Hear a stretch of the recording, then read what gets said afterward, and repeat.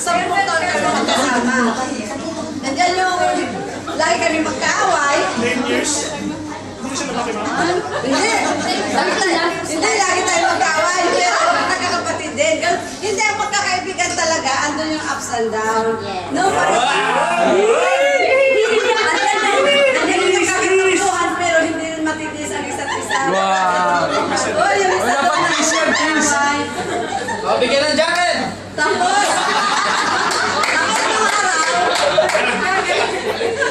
nung araw, nakatawa ko kay Teya kasi pagka nasa silingirya kay Teya, pagka may kausap na akong, sandali lang, may kausap akong mga kababayan natin, alam na niya kung anong mga pinag-interview ko. May asawa ka?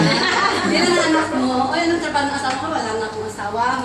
Mga ganun ba mga buhay namin sa silingirya? Kumbaga, alam ko na ang ugali mo. Alam niya na ugali ko, isang tingin lang niya sa akin, alam niya na ugali ko, at alam din niya.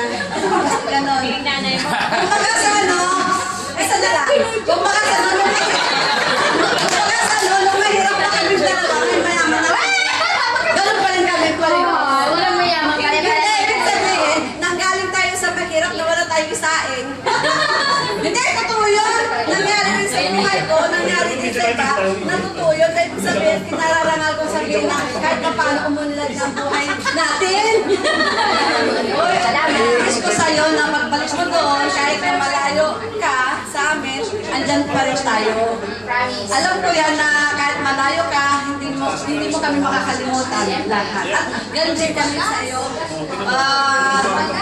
Dinadalangin ko na makawin mo pa ang lahat ng gusto mo. At alam ko na ang pagsasama niyo at mag-asawa ay walang hanggang katapusan. God bless you.